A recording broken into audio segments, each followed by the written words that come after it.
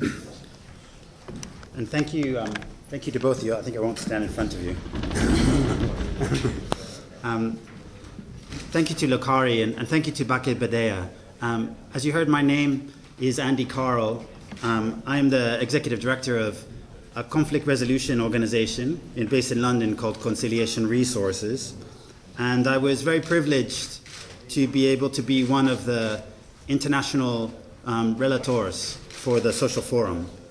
I was also very privileged to be one of or my organization, to be present here at the signing of the declaration over a year and a half ago. The room seemed much bigger then. It was so full of people and so full of, the journalists weren't in it. I really have a very simple message in a way to share with you today about the experience from the internationals who helped to contribute to the social forum. And I think that is that we know that from around the world, from many situations that are moving out of violence, that dealing with the consequences of war and violence requires social participation. And I think that's the core conclusion, really, for me, from my participation in this social forum. We've been very lucky to be involved in a number of different processes. You'll see yesterday there was an important agreement reached on Colombia between the government and the armed opposition there in Havana with the FARC. And last week there was also processes that contributed to that peace process in Colombia of public hearings that were held here in Europe, where the Colombian Congress or some senators came to hear from the diaspora who are living here in Europe, in Barcelona, Paris, Brussels, and London. And we helped to work with the Congress, but also with European civil society organizations and diaspora organizations to create that opportunity for consultation and feeding into the track one process.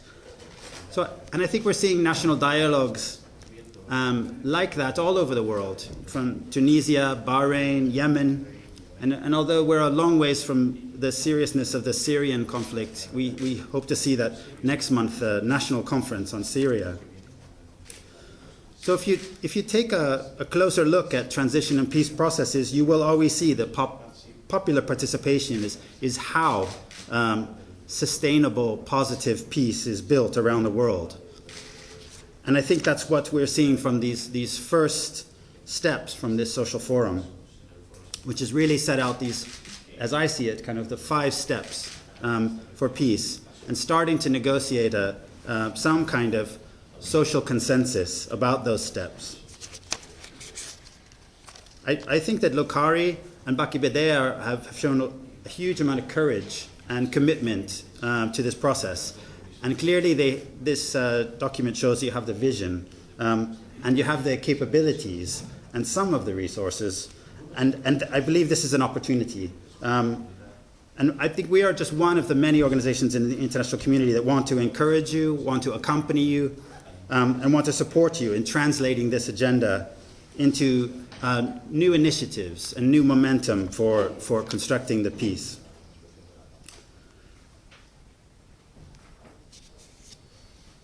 Many of the proposals and initiatives I think we hear today, we'll hear about and we're reading the declaration, can be pursued by civil society groups and institutions, and some will require the full support of the political parties. And I suppose for some progress you will continue to require the support from outside, and maybe as far away as London and Brussels. And I suppose that in many ways to make this change is going to require that you come together around this agenda. Again, I just want to thank the organizers for the opportunity to be part of the social forum, to be one of the internationals that contributed to the sharing of experience and helping to kind of to take these first steps or these important steps along the way. So I hand it back over to Paul. Thank you very much.